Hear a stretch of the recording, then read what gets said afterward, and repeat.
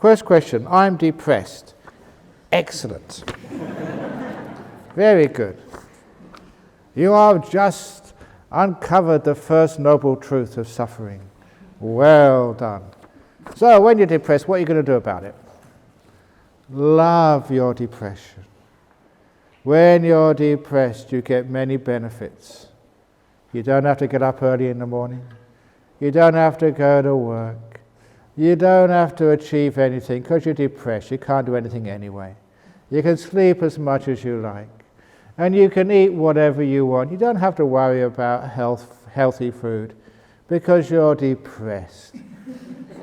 And it means other people can look after you and care for you because you're depressed. And you can say whatever you want. You can call people pigs and cows and bitches, whatever, because you're depressed. So when you are depressed, please milk it for as much as you possibly can. And enjoy your depression. You don't always get depressed. Unfortunately, depression doesn't last. It passes. So when you are depressed, enjoy it to the max. That's my answer to depression. In other words, don't be depressed about being depressed. That's the only reason why you stay depressed. You get upset about being depressed. Open the door of your heart to depression. Well, I've told this story so many times in the interviews about the anger-eating demon. There was a monster which came into the emperor's palace. I hope you all know this by now. I've told it so many times. The monster came into the emperor's palace where the emperor was away, sat in the emperor's chair, and everybody said, "Get out of here, you don't belong. You're a monster, you're not the emperor, get out." And of those few unkind words, the monster grew an inch bigger, more ugly, more smelly, more offensive. That really upset everybody in the palace. "Get out of here. I told you once, we'll tell you no more times, you're going to be in big trouble. Get out." And do I make a good job of being angry? Should I give it more pizzazz? "Get out of here." That's really good fun doing that. I don't get much chance to say things like that. And every unkind word, deed or thought, demon got bigger, uglier, smelly, more offensive. When the emperor came back, the monster was huge, so ugly that it's a TV program, Ugly Betty. Listen, I've never seen that, obviously, don't watch TV. But even Ugly Betty was nowhere near as ugly as this monster. And the smell which came off this monster, this is my nice little addition here, the stench was so bad that even the maggots, the worms crawling over his skin were sick and vomited. and the language coming off this monster was worse than you'd hear, where are you mostly from? A few from Indonesia. Worse than if you supported Mitt Romney and you lost the election and all the bad speech they had afterwards. And the reason when the emperor came back, the reason he was the emperor, he was smart, he knew what to do. He said, "Welcome, monster. It's so rare to get an ugly monster like you coming to visit me. Thank you so much for coming here." Because it's good having a monster around because it makes everyone else look beautiful.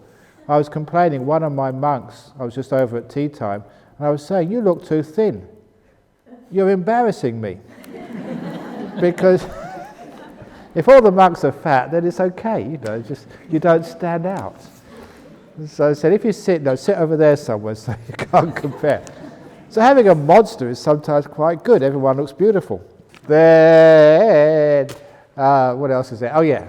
And so the emperor said, "Welcome, monster. Thank you for coming. Why have you waited so long to drop by? Has anyone got you a cup of tea yet? We have Darjeeling. We have, oh great, we have special tea from the highlands of Sri Lanka." That's my favorite. And we've also got peppermint tea if you want something good for your health. We have orange juice. We have, what have you got in the kitchen these days? You've got heaps of stuff over there. And just those few kind words, the monster grew an inch smaller, less ugly, less smelly, less offensive. And now everybody realized their mistake. So instead of giving it negativity, they started looking after the monster, being really, really kind to it. And his feet were so big, it had about 6 or 7 people went around the left foot, another 8 people on the right foot, because they weren't the same size. Monsters are like that. And they gave him a foot massage. Have you ever had a foot massage? It's really nice. Imagine a monster, it's so rare you get a foot massage. And the monster, just over here, just that, ooh, that's really nice. Ooh, yeah, ooh, ooh, ooh. Thank you so much. And every time they would hit the sweet spot in the monster's foot, it grew an inch smaller. Because every act of kindness, the monster grew an inch smaller, less ugly, less smelly, less offensive. And they were so kind to this monster, soon it was back to the size when it first came in. But they carried on with the kindness. Somebody called out for a pizza. You know, you can get monster-sized pizzas these days. So also, pizza monster-sized, please. Before the pizza boy arrived with the delivery, one more act of kindness, because the monster was so small, one more act of kindness and the monster vanished completely away. And the Buddha told that story, my additions as usual, and he called that anger-eating demon. You give it anger, get out of here, you don't belong. It gets bigger. And depression is an anger-eating demon. Get out of here, you don't belong. The depression gets deeper, bigger, more of a problem. You can say, welcome, thank you for visiting me. Then it gets an inch smaller. And there's so many other anger-eating demons in meditation. So in your interviews, you know, I remind you of that story so I don't have to keep telling it from the beginning again. Anger-eating demons, so many are problems in your meditation.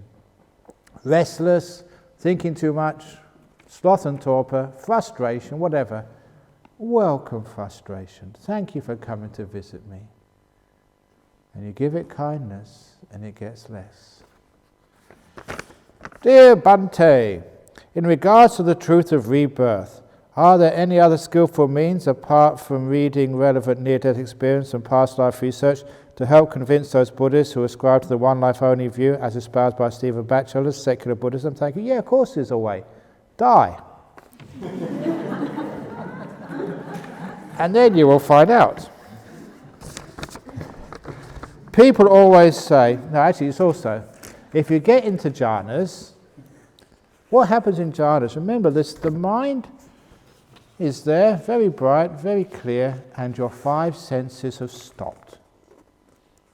And that's exactly what happens when you die. Your 5 senses stop, your brain stops, you've just got the mind left. So jhana is like a death rehearsal. You're finding out what it's like. And you all know when people have the near-death experience, they float off towards the light. That's exactly the same as a nimitta, which you experience in deep meditation. So actually, jhana is just finding out what it's like to die. And realizing the body has stopped, the 5 senses have shut down, but you're still there. So it's pretty obvious what happens after you die. So you do that when you're alive, right here in Jhana Grove. You discover what's going to happen to you when you die. You're rehearsing it. People always say we are what we eat. But monks eat everything. So we are what we eat, or we are what we think. No, monks are one with everything. Isn't that what you're supposed to be? You know that the old joke about the monk who went to go to the McDonald's store and said, make me one with everything. You know, with the McDonald's hamburger. Make me one. Come on. You must have heard that joke before. Make me one with everything. That was the aspiration, to be at peace with everything. So we're at peace with everything, without judging or distinction. And you know that joke about the schizophrenic Buddhist? The schizophrenic Buddhist who wanted to be two with everything. It's a really hard audience here to get to laugh. Sheepers. So, are we what we eat or what we think? We're none of those. We're not what we eat, we're not what we think, we're not what we do. There's nobody there. We're empty. And because monks realize emptiness, we're so empty, you can put anything in. When you're full up, you can't put much in. Ajahn Sister Waya was my first meditation teacher. I keep thinking of her with gratitude. Can you please tell me how she is? Thank you. Yeah, she had cerebral degeneration. No one actually knows why. So some part of her brain got damaged. No one knows exactly why. Had all the tests in the world. No one could find out. But she is slowly degenerating, but still sort of okay in herself. It's just the brain, that's all. So that's what she's doing. You can go and see her if you like after the retreat, or give her a call. Your Honourable Emptiness, thanks for your story about the Thai novice this morning. I stopped running away from myself today. No jhanas yet, but it's so peaceful, enjoyable. Yeah, you see, it works. I told you so. So stop running away from anything. You can't run away from yourself. Where are you going to go? Wherever you go, you're there. It's the trouble with life. You go to Singapore, you go to Las Vegas, you go... Wherever I go, there I am. Actually, I don't go anywhere. I just sit here and all these scenes in the aircraft just go past me. I don't go anywhere, I'm just sitting still. The aircraft moves, the car moves, my legs move, but I'm always here. Isn't that the truth? So you don't go anywhere, you're always here. How to control our anger and greed. When you control things, you get more angry and more greed. So let go of control, and then anger disappears. Anger, it's because you're frustrated. You're not getting what you want, and so you blame somebody. It's your fault. It's Ajahn Brahm's fault. It's Jhana Gro's fault. It's Dania's fault. It's Bianca's fault. Or, it's my fault. This is what anger is. You get frustrated because you want something and you don't get it. The obvious solution to that is don't want anything. When you don't want anything, you never get frustrated. So, lower your expectations. Lower your expectations of me. Lower your expectations of Bianca and Dania. And more, if you're married, lower your expectations of your husband. I mean, they're all pretty low already, but lower them a bit further. And then you'll be really happy in life. Because when you expect something, that's when you get angry. And you know what happens? Life is always improving, so we expect more and more and more and more. You go in the aircraft, you expect it to always leave on time. You expect the food to be always nice. You expect everything just to be so nice. Because that expectations cause a lot of stress. As for me, I expect things to go wrong. So when they go wrong, I'm satisfied. Yeah, you see, I was right. I expect people to get sick. So when you get sick and you say, I feel really sick today, I've got a cold, say, I told you so. And when you die, I expect you to die. So when somebody calls up and says, do you know that person who came on the retreat, they died today. They're only 22 and they're dead. I say, I expected that. Are you shocked when somebody dies?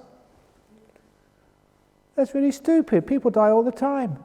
Look in the newspapers, go to the crematoriums, it's always full there. People are dying to get into those crematoriums. That's terrible. But, so when we don't understand what the world can give us, when we expect something more, that's when we get angry. So just lower your expectations to meet what the world can give. What a husband, what a wife can give you. Lower your expectations for what a kid is. I said yesterday, half the children in the world are below average intelligence. And some of those will be your kids.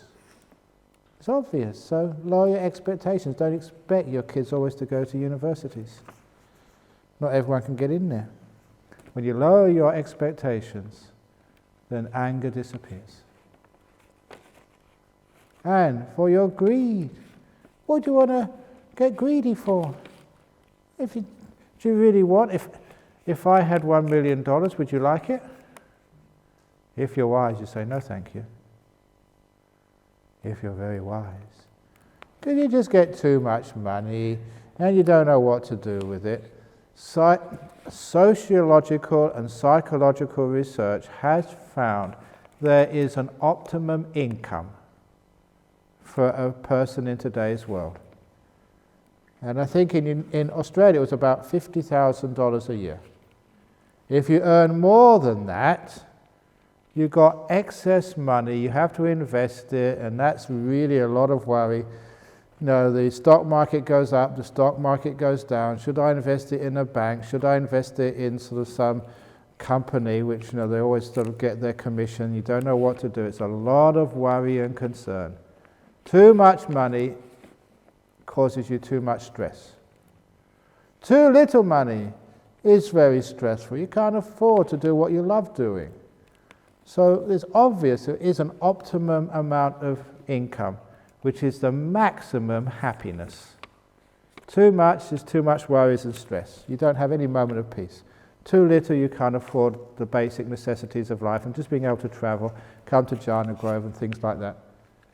So in Australia, a few years ago, it was about $50,000. Maybe, and over inflation, maybe $60,000 a year. So, if there's anybody in this room who is earning more than $60,000 or the equivalent a year, I can help you become more happy.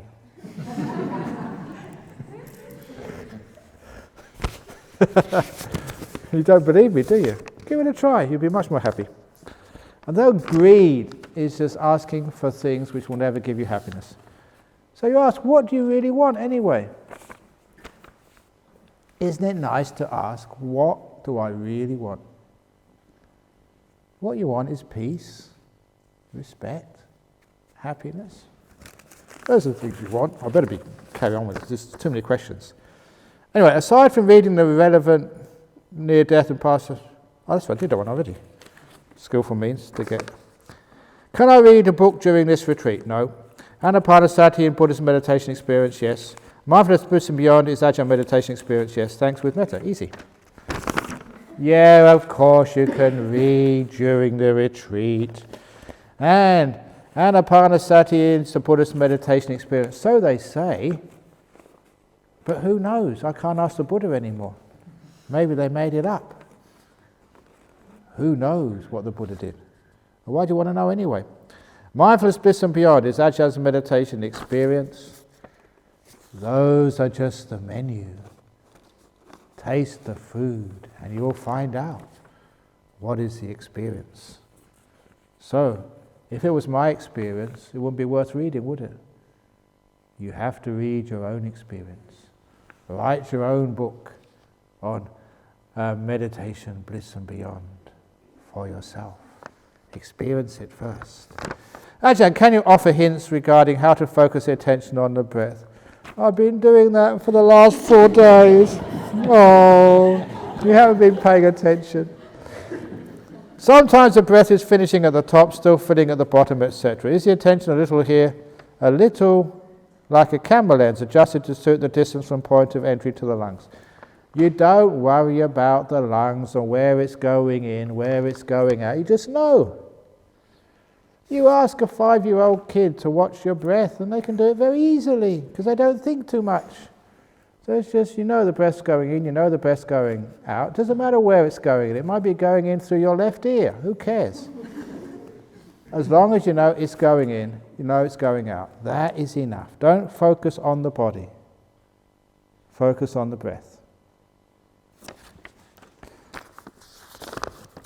When thoughts of sexual desire automatically... Oh, this is censored, this one. I better not read this out. Shall I? Of course. When thoughts of sexual desire automatically and uncontrollably come into our minds, and we actually do enjoy the presence of the thoughts without doing anything about it, are we breaking one of the precepts? You are breaking the thought precept. So, there was a monk I grew up with in Thailand. He was this big American monk, and he had lots of sexual desire and fantasy. And so he had to go up to ask Ajahn Chah. He said, Lord, what should I do? They're uncontrollable sometimes. I want to be a monk, but all these thoughts come in. He says, very easy. The next time you give a talk, don't give a talk about Four Noble Truths. Just tell all the people who have been feeding you for the last few years what you're really thinking about. I can't do that, he said. Well, if you do that, it will soon cure you. And actually, many of the people who are listening will pay attention for a change. So, no, look, if you're a young man or a young woman, or you're old or whatever, it doesn't matter, it seems that these days, I don't know. When things like this come up, what are you thinking these things for anyway? A lot of time because you're bored. And it's just your escape from the suffering of frustration. But when your mind you've actually followed the instructions for a change, you actually just make peace, be kind, be gentle, and actually you do that, you do get peaceful, and you get very, very happy. You don't need sexual fantasies or thoughts because you're having a good time. And be careful, because some monks can read your minds. Shall I tell everybody what you have been thinking? That really worried me when I went to see these monks. Because I was a young monk and have all the thoughts as well. And I thought, oh God, please Ajahn Chah, don't read my mind, don't read my mind. But when you get content and peaceful, all those thoughts disappear. How come some people talk about 8 jhanas and you talk about 4 jhanas? Thanks and much metta. It's sometimes 4 jhanas, but actually, to be accurate, the last 4 are called rupa attainments. They're never actually called jhana in suttas. In the commentaries in Abhidhamma they're called jhanas, but in the Buddha called them immaterial attainments. He never used the word jhana for them. So the really jhanas are usually just 1, 2, 3, 4. Dear Ajahn, I've tried to live in the present moment, but I always have a monkey mind. How to overcome it? We can have the operation. It's called a lobotomy. And then you're just in the present moment. I already sit in comfortable position, but my mind just won't shut up. Stop trying to make the mind shut up. A lot of times it's because you're trying, then it won't. Just let it be. So make peace, be kind to your mind, be gentle, and then your mind stops by itself. Stop controlling the mind. Remember that simile? Oh, I gave the simile of the lake. Ajahn Chah would get his hand up and wave it like this. He wasn't waving a bus or saying bye-bye. He was saying this is a leaf in the forest. When the wind is blowing, it moves up and down. That's not the nature of a leaf. That's just what happens when the wind blows. But when the wind stops, it still moves, but less and less and less until the leaf becomes perfectly still. Because that's its natural default state, to be still. Same as your mind, it's naturally still. It only moves like a monkey mind because of wanting. Any type of wanting. That's like the wind which moves the leaves. Wanting moves your mind. So even wanting those thoughts to stop actually makes them move even more. So take away all the wanting.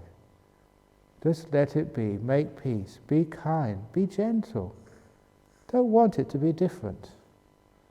Then with that unconditional mindfulness. I say unconditional mindfulness because you're aware of things no matter what it is. No judging, no good, no bad. Just knowing without saying good or bad.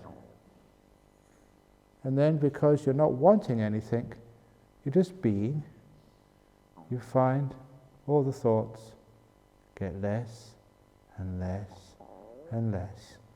Your monkey settles down and becomes a human being. So that's how you do it. You just stop wanting. And this is the problem, because We want it to stop, we control it and it gets worse and we get frustrated. Sometimes the frustration is great, because after a while you get so frustrated, I give up. And then you get peaceful. Because you let go. So stop wanting. Number 2, wanting is always looking into the future.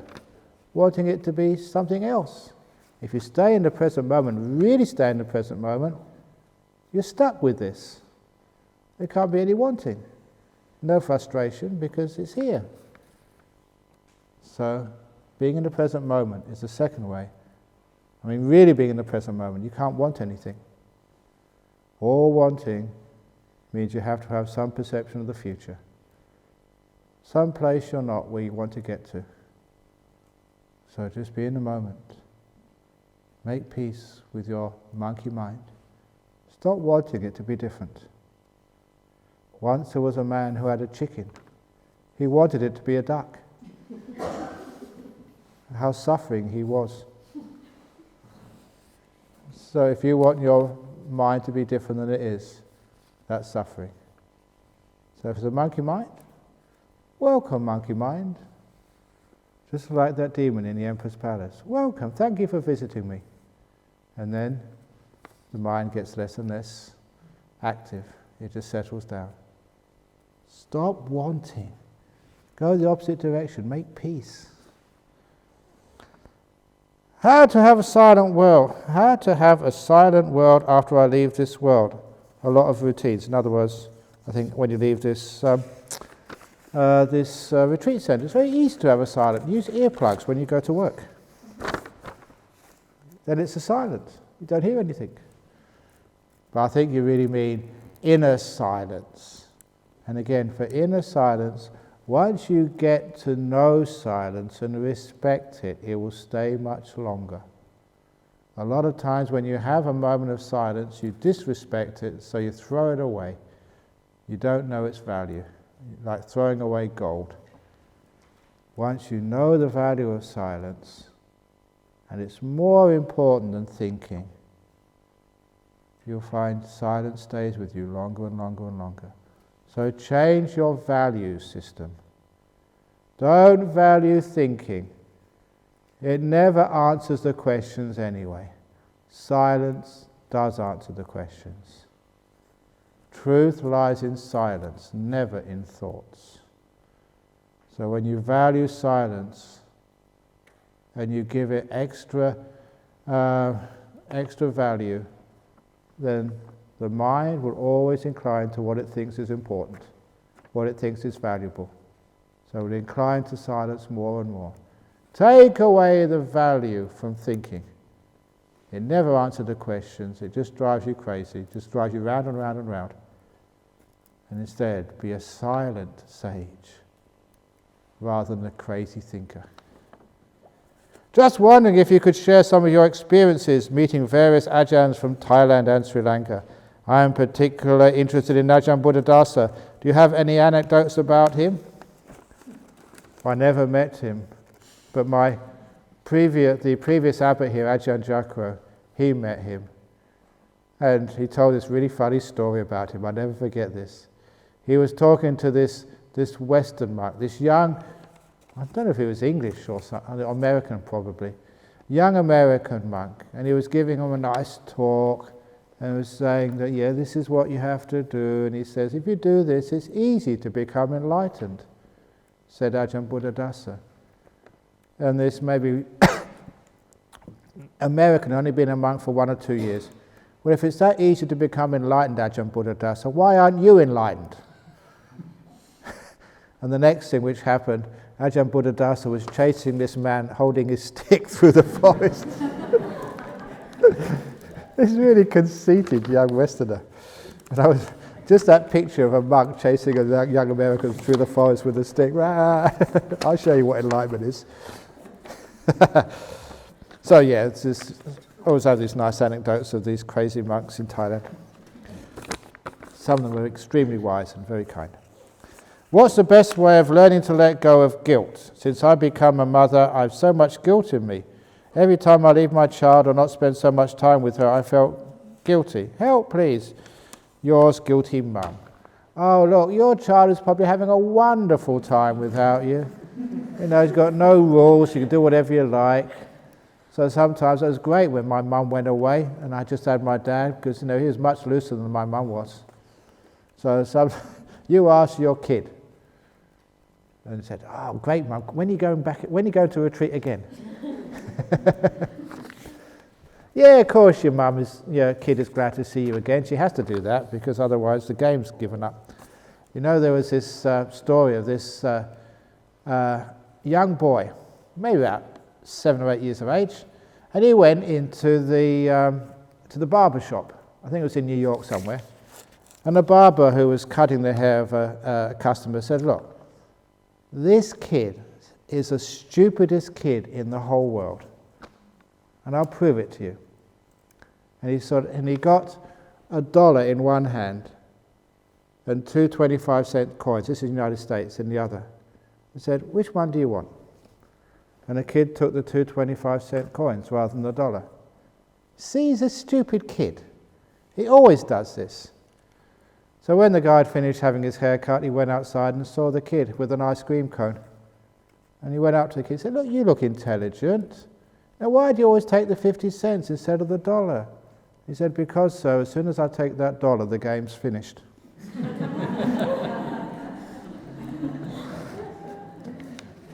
Never underestimate, the intelligence of your kids. They know what you're doing. I remember my father used to take my brother and I on this treasure hunt. Whenever we went to some place in a forest somewhere, he said, let's look for treasure. And you'd find a sixpence here, a shilling there. And he said, oh, it must be treasure. And then one day, I think my brother let it slip, because we all knew my father just was dropping it all over the place. It came from him. But we didn't want to tell him that, because then the game was over. My brother stupidly said, oh, you dropped too much this time. Shut up, shut up. Kids are very, very smart, but they don't let on, because sometimes they lose out if they tell the truth. So your kid is probably very, very good. And also that they appreciate mum when she's been on retreat. That story that, not maybe hundreds, maybe tens of mothers, they've come onto a meditation, usually just on the evening, and they said, I never wanted to come this evening. I just finished work and I was tired. I just wanted to watch a TV show or something. And they said, my daughter told me, Mummy, you must come to meditation, but I'm tired. Mummy, go to meditation. I don't want to. Mummy, go to meditation. Why, darling? Because you're a much nicer mummy when you come back from meditation. That's true. So going away for 9 days, you're a much nicer mummy. But I'm sure your kid will encourage your guilt trip. Will encourage you, because, Mummy, you left me for such a long time. I want this, I want that, I want that. They will use that to get what they want from you. They're very smart. So don't feel guilty about it. It's good for the kid and it's good for you. You deserve some space and the kid deserves some space from you. Your honourable emptiness. I'm a bit confused as to whether I'm doing this walking, I'm going to die, that's for sure meditation correctly. I'm just repeating that saying like a monotonous robot. That saying is the only thing going round in my head. Am I doing it right? You're doing it right if you actually die. You're making a promise and you're not keeping it. I will die, that's for sure. I will die, that's for sure. If you're doing that for a while, come on, do it. Die. So what to do?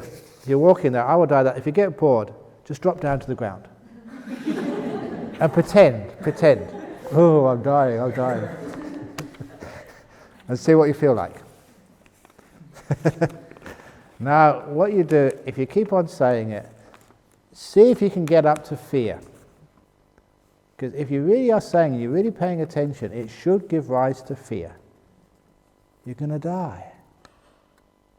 I love doing this. This is about 60 people plus some hangers-on from Bodhinyana Monastery. So there's about 70 people here this evening, which means by this time next year, I think 1.2 of you will be dead. That's statistics. Who is it going to be? which one will be dead by this time next year? And don't just look at the old ones. It could be you. Is that scary? It's going to happen, you know. So when you get like that, you really get into it. And once you go through the fear, afterwards, think it's okay to die. That's just wonderful. I mean, it's a way of letting go and all the problems vanishing and all the attachments being let go of. So when you really get through that fear, I would tell that's for sure. The next stage is incredible peace. That's why you want people to do this, to go through the fear, and on the other side you have an amazing peaceful state. So if that's not working, then try something else. I will live and that sucks.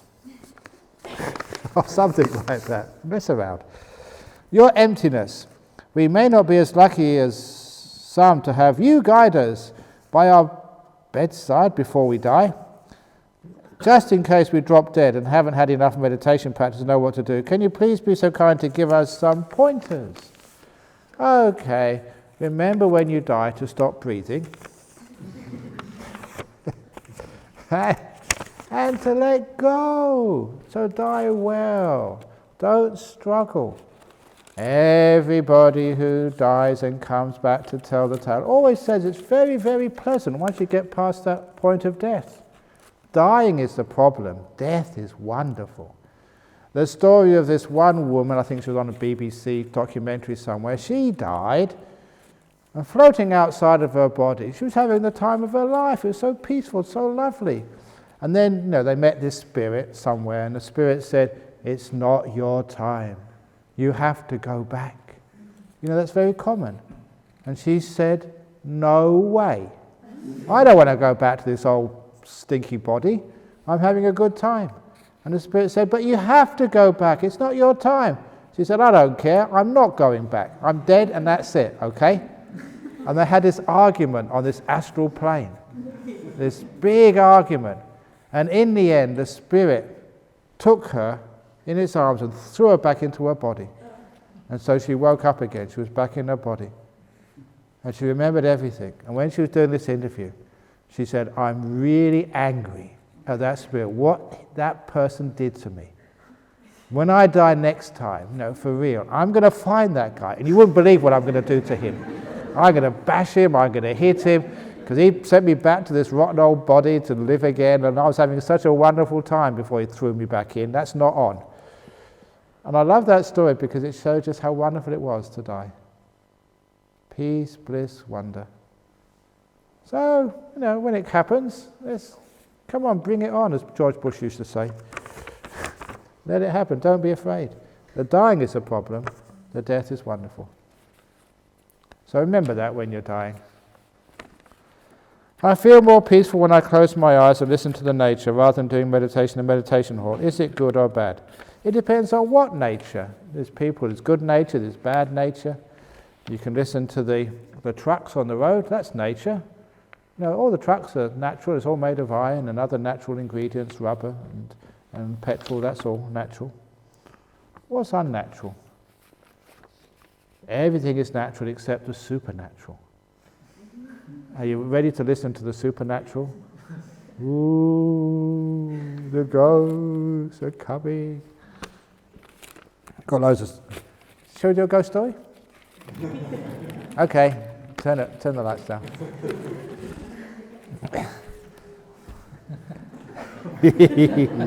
Oh, that's really good.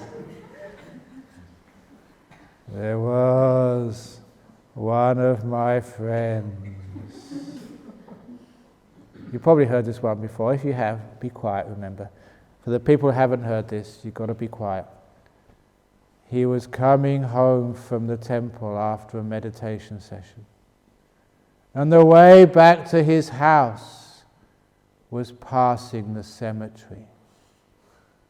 And it was late at night. It was dark. And even though he didn't believe in ghosts, still, you always tense up when you walk along the road which passes a cemetery. And even though there are street lights, they're always further apart next to the cemetery.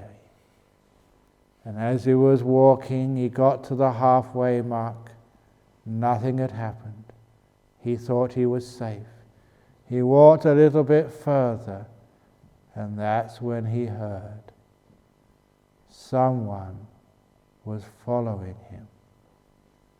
If ever that happens to you, you feel like someone is following you, the last thing you want to do is look around.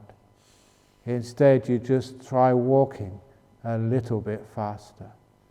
So he walked a little bit faster, and he paid attention, and he could hear whatever it was following him also started walking faster. So he started walking really fast, and whatever was following him also walked really fast. And he couldn't resist the temptation any longer. He turned around to look what was following him. He wished he never had. Because when he turned around, what he saw was unbelievable. It wasn't a person following him.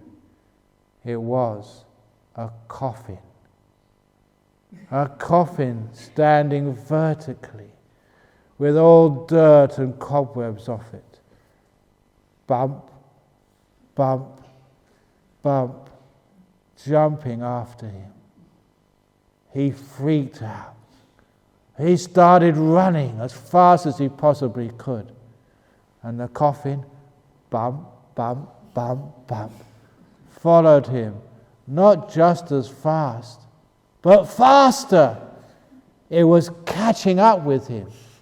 He ran as fast as Usain Bolt, but the coffin was running faster, bump, bump, bump, bump. And it was a matter of who would get to the gate first of all of his house, which was close by. He was so lucky. He got to the gate first of all, opened it, slammed it, and ran along the road, and the coffin had to stop before the gate. He thought he was safe until he heard the coffin jump over the gate. He got to his door as the coffin started bumping up the garden path. He got out the key. He dropped the keys. That's what it is when you really get tense. You do stupid things like drop the keys. Bump, bump, bump. The coffin was after him. He picked up the first key, put it in the lock, prayed. It was the right key. He turned it, opened the door, ran inside, slammed the door just as the coffin came to the front door. He just made it by a second or two. And there he was panting. He could see through the glass of his entrance door the coffin on the other side. Bump! Went the coffin right against the front door. Bump! Even harder as the hinges started to give way. Bump! The coffin was breaking down the door. He ran up the stairs to the second story. Just as bump! The coffin broke through the front door. And he was on the top landing of the stairs looking down at the coffin. And the coffin was looking at him. There was only one room which had a lock, the bathroom. He ran in there and slammed the lock shut. Bump, bump, bump, bump, bump, bump. Up the stairs went the coffin. Bump! Against the bathroom door. If that coffin had broken through the front door, it was only a matter of seconds before it would break through the much weaker bathroom door. He spread his arms against the wall. Bump! As the coffin broke through. There was no more place to run. It was just him and the coffin. Instinctively, he reached for a bottle on the shelf in the bathroom, and he threw it at the coffin. And this liquid went all over the coffin, and the coffin stopped. What he threw was very lucky. What he threw was cough mix. It stops the coffin.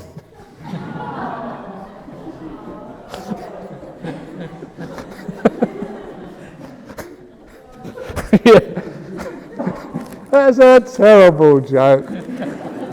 But thank you for listening. I tell it at most retreats. If a son or a daughter gives consent to remove the life support of his or her mum, can this be considered as killing, especially when it is the mum, it is an Antanika papa? What happens if that is your mum in a coma? This is serious stuff. You stand or sit by your mum who's in a coma and you ask, Mum, are you still there? If she is still there, you will know. You are the daughter, the son, or whatever it is. You're close enough to know that, yeah, there's still somebody there. Sometimes you sit next to the coffin, next to the gurney. We haven't got that far yet. I've got coffins in my mind. Sometimes you sit next to your mother or father in a coma, and you know there's no one there, they've gone. The stream of consciousness has left. If that's the case, you can tell the doctor, turn off the machine. They're already dead. It's just an empty shell left, that's all. And it's to know whether there's someone there or whether they've gone. I've done that many times for people. Just one of the classic cases is Vietnamese man. And he had a bypass operation, it went wrong. So he was on the edge of life and death for quite a few days. I don't know how I managed to do this. I went into the ICU at Royal Perth about three times every day during this time. Just so much travel, I was getting really tired. But every time I went in there, I kept on going because he really was on the edge. And you give him a big boost of energy, he'd come good and then he'd sort of fall back into the near death. And then one day I went there, or one afternoon, sat by his bed. It felt so different. He'd gone, there's no one left. So I told the doctors, and he's gone, he's dead. And they was like, yes, well done. Because I don't know how they know, the doctors know. I'm not a doctor myself. But that something had happened, he'd just gone. Stream of consciousness had left the body. So I said, look, there's no one left there now. Can't get him back, he's gone. So, you can turn the machine off whenever you want. They weren't killing their father. He's already dead. They're just stopping the machine. So that's what you can do, because if that's your mother or father or your daughter or your husband or something, you know whether there's someone there or not. You have to ask the question first of all. Anyone there? You still there, Mum? And just be sensitive. Whatever that intuition tells you is correct. And that's actually how to solve a very difficult problem. It's not right for you to kill your mum or dad. So if there's someone left there, keep the machine going. If there's no one left there, you can turn it off, you're not killing anybody. At some stage in the meditation, the breath fades away, but it comes back. This same thing happens again and again. Why is that? Because you're not ready to die yet. If it comes back too quickly, just make peace, be calm, be still. When the breath disappears, after a while, the nimitta arises. The breath comes back later on, maybe half an hour or so, and then you have a wonderful meditation experience. If it comes back too soon, it means you're not relaxed enough yet.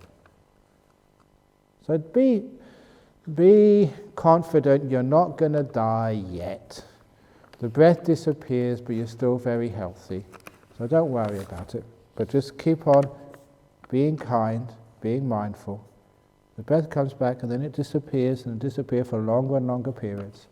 When it disappears for very long periods, you've got a good chance of seeing these beautiful lights. I can't decide if I want a second child and change the flavour of my suffering. Should I meditate on it for the answer? Please advise. Well, don't have a second child here on the retreat centre.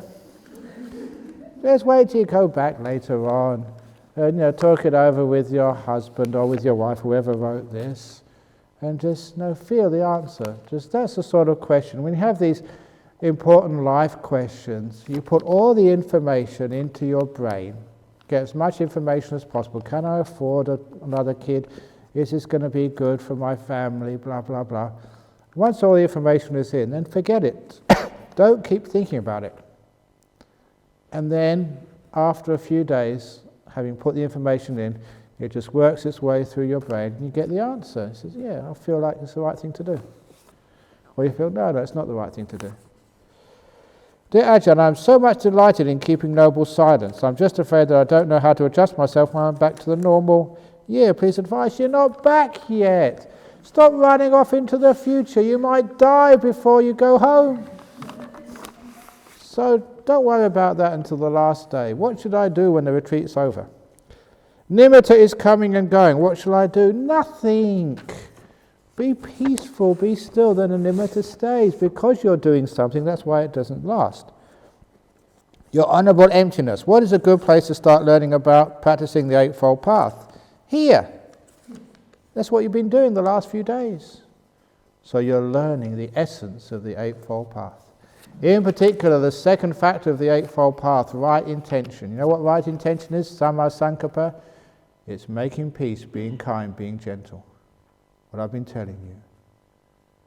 I haven't put it in those words, the Samma Sankappa, but that's what it is. You make peace, you be kind, you be gentle. Nekama Sankappa, Avayapada Sankappa, and Ahingsaka Sankappa. So you're learning about it right here. I get into a habit of watching the breath at the upper lip to feel the heat cool on exhalation, inhalation at Goenka Ran meditation courses.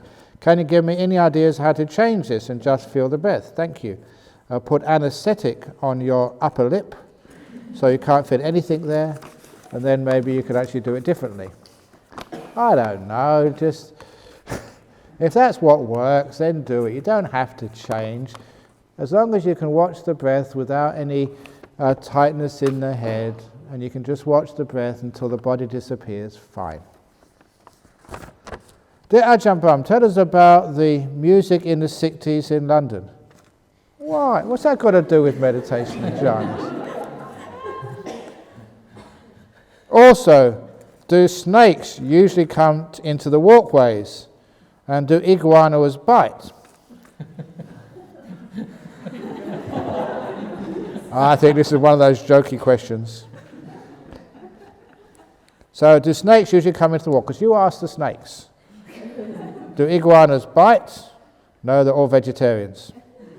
I really want to walk in the forest areas, but too paranoid about the creepy crawlies. Also, the food here is amazing. I gained weight since I've came, despite only eating 2 meals a day.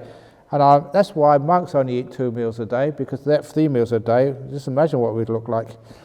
And I'm inherently grateful for all the donors and Bianca and Dani for organising everything. Also, can we get a tour of your cave before the end of the retreat, please? If you get into jhanas, I will give you a tour of the cave.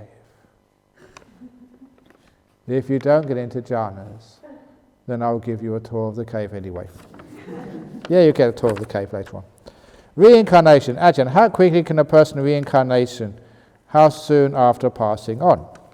Sometimes immediately, sometimes later. It really depends on how much attachment you have. So if you've got unfinished business, then you don't get reincarnated until that business is finished. There was this Thai lady who had this husband. She was always criticizing the husband. This is George and Punsap. Rodney was helping out on this. And she didn't trust her husband at all. So she came to me when she was getting very sick. She said, look, I can't trust my husband to organize my funeral. So this is the deal. If the Buddhist Society pays for my funeral and organizes it, then half of my estate will go to the Buddhist Society and the rest will go to my husband. And no, I can't decide on those things. I talked to the committee and said, that's a good deal, yes, we'll do it. So she died, we did the funeral service for her, and then afterwards we asked the husband, George, I said, have you got the will? And he said, I can't find it. I said, okay, fair enough. And a few weeks later, have you found the will yet? No, can't find it. Okay.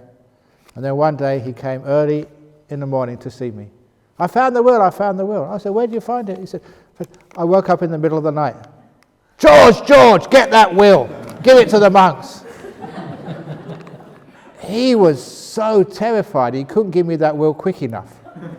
He knew where it was all along, but he needed the ghost of his ex-wife to come in the middle of the night, George, get that will, give it to the monks. And he was so terrified, I'll never forget that. As soon as he gave me the will, he felt peaceful, so his wife would not come and haunt him again. So that's a true story. So, if you've got like a will which hasn't been paid out or something, then you come and haunt your relations first of all. So remember, whatever the will says, you better actually honour it and don't change it. Otherwise, someone's going to come to you in the middle of the night and give you a very hard time. So sometimes, when the business is done, then you can go. Dear Ajahn Brahm, in your wisdom, what is mind? Where is mind? And what is its relationship to the brain? Thank you. Are you happy now? If you're happy, put up your right hand. If you're miserable, put up your left hand. And be honest. Okay, put up your hand right up. Now you're happy. Now point to that happiness for me. Point to it. Locate it. Where is it? What do you mean? Were you imagining the happiness? Was it in your ear? In your toe? Why do you know that happiness exists, but you can't locate it? Next time you're angry, locate anger. Where is it? Next time you're in love, where is love? Where is it located? You cannot locate these things in space because all these things belong in the mental world. Just like flowers live in a garden, anger, love, kindness, happiness, they live in the mind. You cannot locate it in space because it doesn't live in space. It has its own dimension, if you like, the world of the mind. So the world of the mind doesn't live in the brain. It's a separate world. That's what the mind is. Dear Ajahn Brahm, what is a deva? It is a heavenly being. A deva, the Latin deus, theos, theology, Zeus, all the same word. So the deva, that literally means a bright being. So when they appear like a beautiful light. A beautiful light again, like a nimitta, because these are mind-made beings. So when they come in the middle of the night and your whole room is radiant. What's going on? Is it a fire? Someone turned the light on? Or is it a deva? Wait and see. Dear Ajahn Brahm, the story. Born Buddhist, failed Buddhism in year 10 examination and managed to pass a second time. It was okay. Now doing meditation to shorten the wheel of samsara and feel healthier than before. It looks like I'm going to live longer life. My question is, am I a winner or a loser? You are neither a winner, nor are you a loser. You lose yourself and all your judgments, and you win peace. So that's what we do. Lose all of your judgment and win happiness. Would you mind explaining why it's okay for you to eat meat with regard to the whole non-harming of other beings precept? Yet the monastics are only allowed to eat before 12 p.m. Why is that so important? Also, you said in your book that people having sex will not become enlightened. What if they choose to simply to keep their loved one happy? Women are very good at that. Not disrespect intended, just confused. That's a very deep question. Okay, is it okay for you to... Would you mind explaining why it's okay for you to eat meat? When I was in Thailand, I was a vegetarian before I became a monk. And I was told that once you become a monk, you can't choose. You have to eat what the people give you. And that wasn't an excuse, because the food I ate was disgusting. Did I tell you I told you the frog on rice, didn't I? Is it here? Yeah, I did tell you that. Did I not? The frog on rice? I must be somewhere else. One of the grossest pieces of food we ever had. One meal a day, no breakfast, just lunch. Sticky rice, a bowl of sticky rice with a frog on top. Boiled frog. No garlic, no sauce, no soy sauce or anything like that. Just boiled frog on top of rice. I would have given anything to be a vegetarian then, but that's all you had. So you started eating at the legs of the frog, not like chicken. But that wasn't enough to keep you going for another day. So you started picking at the organs inside. You had to get something to eat. And at least, I was good at school, I studied, I remembered my biology. The monk sitting next to me hadn't studied. He pressed the frog's bladder. It still had urine in, and the dead frog peed all over his rice. Doesn't matter how hungry you are, you can't keep eating after that. Now that was one gross. Another thing was frog soup. That was a big frog. This was a tiny frog. And you had the pot, you can take as many as you like. It was just boiled water. Again, no sort of salt or anything, leaves or anything to make it taste nice. Just these little frogs just floating in it. Just big enough for your spoon. And you just had some rice and put the whole frog in your mouth and went crunch. And I remember there used to be this program, it was pre-Monty Python, called I'm Sorry I'll Read That Again. And they had one of the sketches was Crunchy Frog. I remember that, when I was at university. Crunchy frog, get your crunchy frog.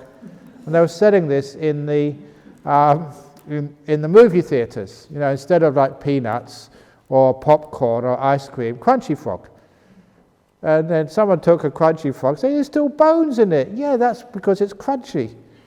And that was just so gross and coarse, and we laughed at that as the students, and now I was eating crunchy frog. Really gross. We also used to eat water buffalo afterbirth. The placenta from the water buffalo after it died. That was actually vegetarian. Because, it was just leftover. You didn't have to kill or hurt anybody. It was just things which were thrown away. Snails, all sorts of stuff we used to eat. So that's what it was like being a monk. You have to eat whatever you're given. So these days, it's actually, we don't get that anymore. Thank goodness. Don't say, oh, Ajahn Brahm, I've got something for you from your early... Please don't do that. Enough. What's the other questions? I've lost them all now. What are the other questions in there? Where'd they go? Disappeared. Went to nothingness. No? Okay. What are the other questions in that? There's me and... Sorry? Eating after midday. That's just to try and make things simple. How much time do you spend cooking, washing up afterwards? And how long does it take to actually eat? 5 or 10 minutes and it's all gone. And the amount of time you have to put in for that 5 or 10 minutes of eating is huge. So we want to get it all over and done with. I told many people, just make one meal a day for your husband, a big meal, however much he wants, and that's it. One feed a day. Then you don't have to spend so much time washing up and cooking. You have a free day. So it just gives you more time when you eat one meal a day. That's all. What was the other question? Oh. What about why people who have sex can't get enlightened because you could have sex with your partner but have compassion for him? Ah, why do you remember that one? Sorry, yeah, when you have sex with your partner for happiness. Look, you can't get excited anymore. So they just, whatever they do, you can't get excited. So it's a waste of time. It's like, I shouldn't go. I think I'm going to stop now before I get into more trouble. So anyway, next question. Why do I sometimes feel nausea when I am meditating? I don't know, maybe to take some anti-acid or something. It may be because you're eating too much at lunchtime. Maybe not exercising so much. Usually you don't feel nausea when you're meditating. You usually feel very peaceful and nice. Especially in the evening. You can't be feeling nauseous when in the evening you haven't eaten anything. There's nothing to be nauseous about. Unless you've been really pigging out on the cheese and chocolate. That's more like it. Eating so much cheese and chocolate is making you nauseous. No, it's usually not the case. It's usually some physical thing. Nothing to do with meditation. Oh, here he is, the one. Okay, keep them happy. The last question, good. I would like to know more about Thai Buddhism. For a Thai lay practice, what is their daily practice? There's all sorts of practices for Thai Buddhists. You know, a lot of times they only practice once a year when they go to the temple for Vesak. We call those Vesak Buddhists. And there's some people who practice all the time. So remember, there's not really any such thing as Thai Buddhism. There is Buddhism with Thai culture on top of it.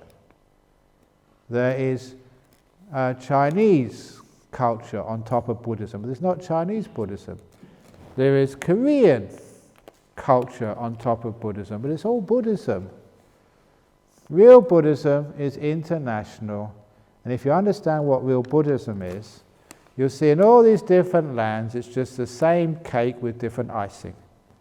A lot of the time though, the icing is so thick with all the traditions and rituals, you can never actually get to what Buddhism is. I remember just our local professor of physics here in University of Western Australia, Professor David Blair.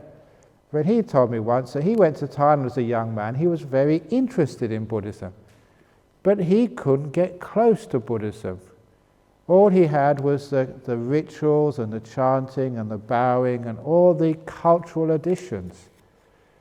So I said, yeah, that's what the case is. In many places you can't get to the Buddha. He's covered up with all the incense smoke. You can't even see the Buddha. All the customs, all the rituals, which means you can't really get close to what Buddhism is really teaching. If you can find the real Buddhism, whether it's in Thailand, whether it's in Burma, whether it's in Korea or Japan, if you get to the real Buddhism, it's all the same. Eightfold Paths. Making peace, being kind, being gentle, compassion, being a good person. So a lot of times the culture is so strong that people can't even see the Buddhism. Too much icing. That's why when we come to Australia, we come to the West, we can take all the icing off and just get the cake, which is much healthier for you. So, there's many, many traditions. Is this really a traditional retreat you're doing here? You bow every now and again. I mess around with the sadhus. No one in Thailand does sadhu, sadhu, sadhu really over the top. It's all respectful. But this is the best respect for the Dhamma and the joy of meditating. And what other stuff? Look, Thai Buddhism, I remember this in Thai Buddhism. When I first went there, had all these people who were supposed to be keeping the 5 precepts. But they were all fishing. And I asked them, said, how can you catch fish and think that you are keeping the 5 precepts? You're killing the fish.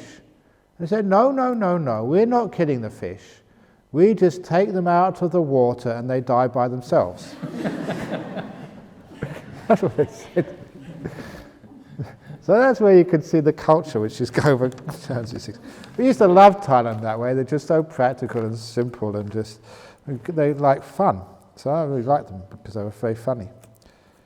When they used to do the 5 precepts, this was only when I went back after many years. Usually you put your hands up when you take the 5 precepts. You see people doing this. But when I went back once, I saw one person doing this. I'd never seen that in all the years I was in Thailand. So I asked him, what are you doing? He said, today I'm only keeping 4 precepts. They still chanted all 5. And once I saw that, I really looked, and of course I saw one with 2 fingers down. I saw one with all 5 fingers down. They weren't keeping any precepts today, but they would still chant everything. Just like in Sri Lanka, or actually the Sri Lankans here I first heard this in Melbourne.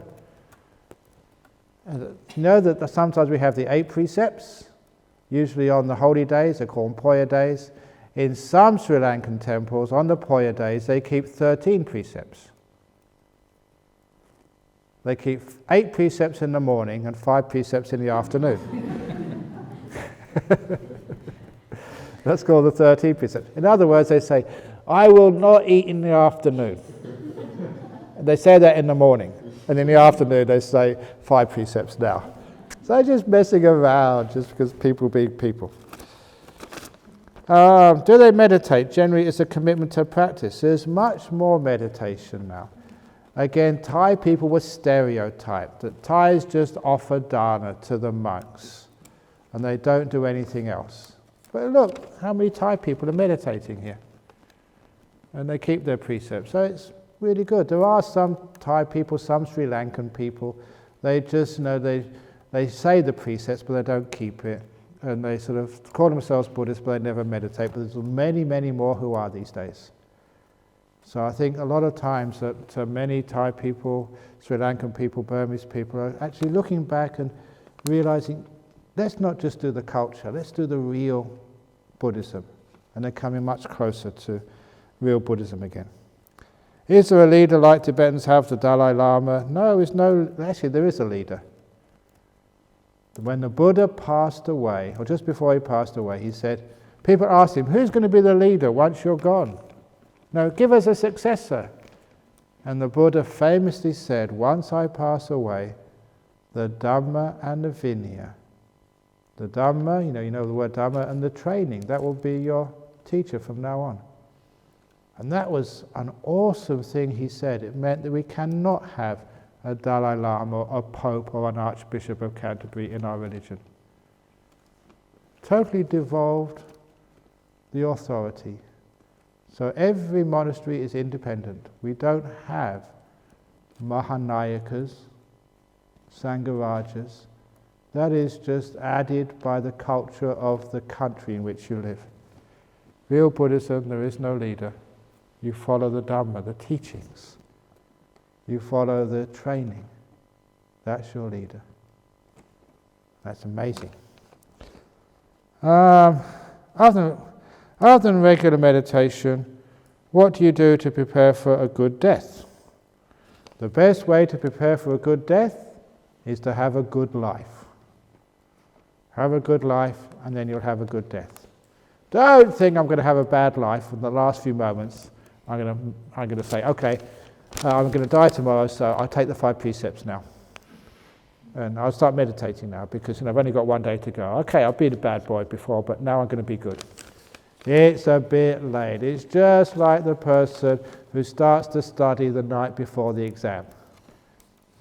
You left it too late. How often and for what occasion do you come together at the temple, and what do you do? Usually in real Buddhism you come together as infrequently as possible. In other words, as Buddhist monks, you try to be hermits. That's why you can go over to Bodhinyana Monastery.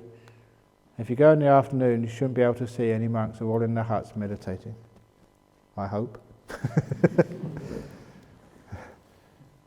So a community of hermits spending a lot of time in solitude only come together when there's a reason, like having lunch together, just as practicalities, and then disappearing. And sometimes you don't see them until the next day for lunch. Sometimes there's chores to do, we do chores together, but we don't do that much chores these days. Bodhinyana Monastery is mostly built now, so it's very easy to look after. And we come together once a fortnight to do a recitation of our rules, again just to make sure everyone's okay. And at that time we have any things need to be discussed about running the monastery. I am not the spiritual dictator, I'm called a spiritual director. So, it's a democracy, and sometimes I get overruled, which is wonderful. So, if, for example, if I have to go during the rains retreat somewhere, I ask the monks, do you think I should go? Sometimes they say, no, you've gone too much, stay here. So I stay. So this is actually how we manage our monastery. So that's roughly how it works. So, democracy. No big leader overarching everybody. The Dhamma, the Vinaya is your leader. That's much better. What happens then when there's no hierarchies? In Thailand they've established a hierarchy, but that was just the state of Thailand trying to organize all the monks. Before that time it was basically every monastery was independent. If it was a good monastery, a good teacher, then it would flourish. If it was a bad monastery, it would just fade away, just like a tree in the forest. If it's a good seed planted in the right place, it becomes a huge, lovely tree, giving shade to many animals and people. It was in the wrong place, a bad seed, no water, of course it would just die. So that natural selection. And that was the best way for monasteries. If they're doing the right thing, they might experiment and get it wrong, then they would suffer. If they experiment and get it right, they would grow.